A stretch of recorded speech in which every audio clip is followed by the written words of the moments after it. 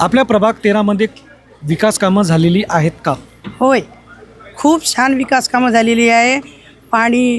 पाणी रोड आणि रस्ते तर झाले, पाणी झाले, रोड झाले आणि दिवे दारापर्यंत दिवे आलेले आहे आणि नेहमी स्वच्छता होते.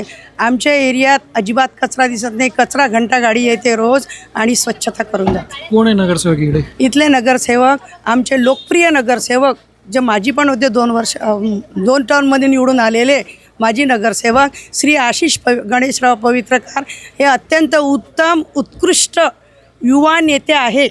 तडफदार नेतृत्व आहे त्यांचं. त्याच्यामुळे आमचा प्रभाग खूपच स्वच्छ, सुंदर आणि छान झालेला आहे.